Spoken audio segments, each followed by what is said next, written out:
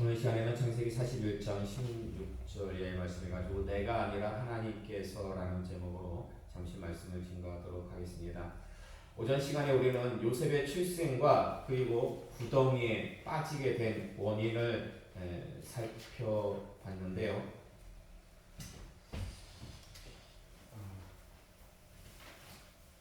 요셉은 태어나서 17살이 될 때까지 그의 인생을 한마디로 요약하면은 이거였습니다. 뭐였어요? 도련님. 그렇죠. 예, 정말 도련님, 왕자와도 같은 그런 생활을 집안에서 누렸습니다. 그러다가 17살이 되던 해 어떤 일을 당합니까? 8년. 그렇죠. 형들에 의해 가지고 인신매매, 성경 최초의 인신매매를 형제들에 의해서 당하게 됩니다. 완전 극과 극이죠. 자, 그런데 창세기 37장 23절 이하의 말씀 볼까요? 창세기 37장 23절 이하의 말씀 함께 공독하겠습니다. 요셉이 형들에게 이르되 그의 형들이 요셉의 옷, 곧 그가 입은 채색 옷을 벗기고 그를 잡아 구덩이에 던지니 그 구덩이는 빈 것이라 그 속에 돌이 없었더라. 아멘. 자, 형들이 죽이려고 요셉을 구덩이에 던졌습니다. 그냥 돈만 주려고 구덩이에 던진 것이 아니라 실제로 죽이려고 구덩이에 던졌습니다. 거기서 요셉은 무슨 생각을 했을까요? 무슨 생각을 했을까요? 사실 거기서 요셉이 무슨 생각을 했는지 그건 알 수가 없습니다. 성경에도 안 나와 있고 정 알고 싶으면 여러분이 천국 가서 직접 묻는 수밖에 없어요. 그때 혹시 무슨 생각을 하셨습니까?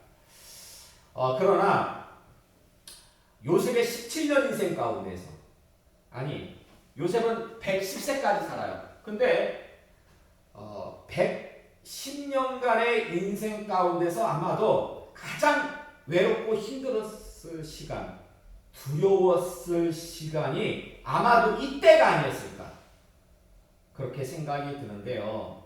그럼 이런 경험이 구덩이에 빠져가지고 형들에 의해서 인신매매 당한 이 경험이 요셉의 인생에 있어서 트라우마로 작용했을 것 같습니까? 아니면 디딤돌로 작용했을 것 같습니까? 자, 이걸 좀 이따 결론해서 말씀을 드리도록 하겠습니다. 자, 애굽으로 팔려갑니다. 이제 상인들에 의해 가지고 애굽으로 팔려가요. 여러분도 잘 알다시피 누구의 집에서 일합니까? 보리밭. 그렇죠. 보리밭이 아니라 보디발. 바로의 7일 대장 보디발의 집에서 능력을 인정받아가지고 무엇이 됩니까? 총책임자. 그렇죠. 가정 충무가 돼요. 근데 호사다마라고 어떤 일이 벌어집니까? 호사 담았는데 또 무엇이 마귀가 또. 그렇죠. 그 여주인이 요셉을 유혹하잖아요. 그래놓고서는 누명을 씌우죠. 누명을 씌워가지고 억울하게 감옥에 가요. 감옥에. 그러나 감옥에 가서도 요셉은 간수장의 눈에 띄어가지고 그 감옥의 모든 재반 사무를 다 맡아서 관리하는 그 감옥의 2인자가 되는 거예요. 쉽게 말해가지고. 그때 누가 들어오냐면 감옥에 관원장들, 바로 왕의 술 맡은 관원장과 떡 맡은 관원장이 죄수로 들어옵니다. 그리고 둘 다 꿈을 꾸게 되는데 그 꿈을 누가 해석해요? 요셉이죠.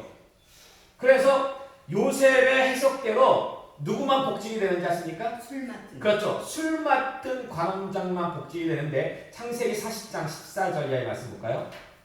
함께 공독하겠습니다. 시작. 당신이 잘 계시거든 나를 생각하고 내게 은혜를 베풀어서 내 사정을 바로에게 하여 이 집에서 나를 건져 주소서. 술 맡은 관원장이 요셉을 기억하지 못하고 그를 잊었더라. 아멘. 그러니까 요셉의 소원이 뭐였어요? 예? 여러분 아무리 감옥에서 2인자라 할지라도 요셉의 신분은 죄수예요. 죄수. 거기가 아무리 좋아도 감옥이에요. 그래서 요셉의 소원은 감옥에서 나가는 거예요. 근데 그만 술 맡은 관원장이 깜빡 잊어버려요. 그래서 요셉은 좌절을 맛보게 됩니다. 좌절을. 이때 요셉의 나이가 28세였어요. 28세. 그러나 만 2년 후에 그러니까 요셉이 30세가 되던 해에 그 바로왕이 꿈을 꾸게 되죠. 어떤 꿈을 꿉니까? 소와 그렇죠. 두 개의 꿈을 꿔요. 네. 그러니까 요셉도 그 두 개의 꿈을 꿨잖아요. 곡식단과 해와 달 별. 근데 바로도 두 개의 꿈을 꿔요. 이렇게 두 개의 꿈을 갖다가 연달아서 꾼다라는 것은 뭔가 강조되고 있는 거예요, 지금. 첫 번째 꿈은 뭐냐면은 이제 흉하고 파리한 일곱 암소가 아름답고 살진 암소를 잡아먹는 꿈이었고, 두 번째 꿈은 뭐냐면 가늘고 마른 일곱 이삭이 무성하고 충실한 일곱 이삭을 삼키는 꿈이었어요. 근데 문제는 뭐냐면은 그 애굽의 이 꿈을 해석하는 자가 아무도 없었다는 것이죠. 그때 누가 요셉을 기억해냅니까? 그 수율이 맡은 관원장이. 그래서 요셉이 꿈을 해석하게 되는데 사실 이 바로의 꿈이 개꿈입니까? 아니면 예지몽입니까? 예지몽이었죠. 그러니까 7년간의 풍년 뒤에 무엇이 찾아온다? 흉년. 7년간의 흉년이 찾아올 거니까 이 풍년의 때에 잘 준비하고 대비하면 흉년의 때에 나라가 망하지 않을 거라고 그렇게 왕에게 요셉이 조언을 합니다. 그러자 왕이 이것을 듣고 요셉을 무엇으로 임명합니까? 애굽의 총리로 임명을 합니다. 그래서 요셉은 하루아침에 신분이 이런 경우는 정말 있을 수 없는 경우인데 죄수의 신분이었어요. 죄수의 신분에서 하루아침에 애굽의 총리, 애굽의 이인자가 완전 수직 상승하게 되는데요. 정말 요셉의 인생을 보면은 성경에서 요셉만큼 다이나믹하고 롤러코스터 같은 인생 없어요. 보세요, 여러분. 도련님이었다가 인신매매 당해요. 그래서 보디발의 집에 가가지고 거기서 무엇이 돼요? 유혹받고. 아니요, 유혹받기 전에 능력을 인정받아가지고 가정총무, 보디발의 집에 2인자가 됩니다. 그러니까 참 요셉의 인생은 특이한 게 어딜 가나 2인자야.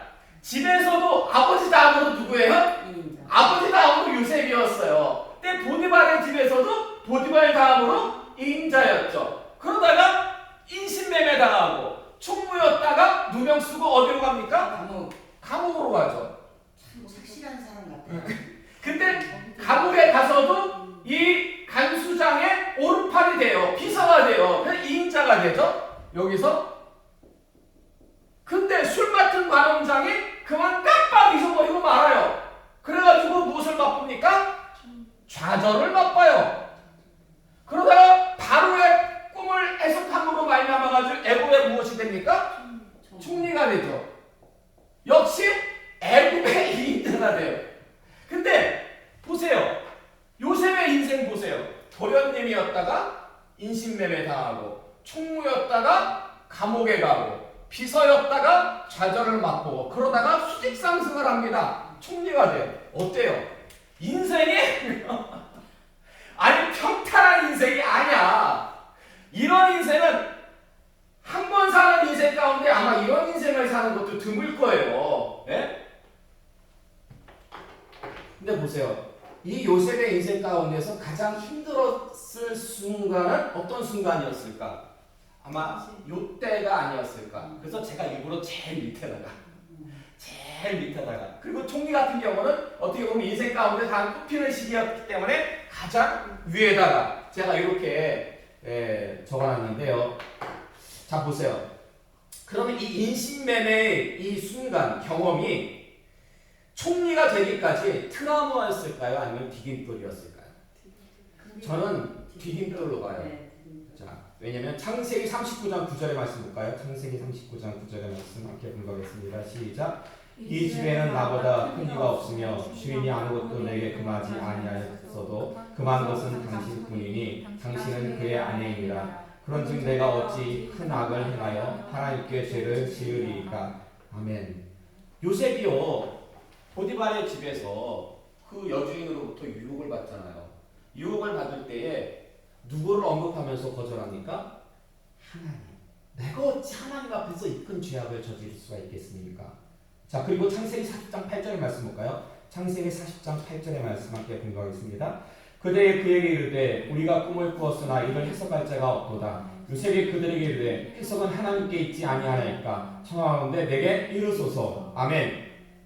요셉이 관원장들의 꿈을 해석할 때도 누구를 언급합니까? 하나님을 언급해요. 그러니까 내가 잘나가지고 당신들의 꿈을 해석하는 거 아니다. 하나님. 그렇죠. 하나님.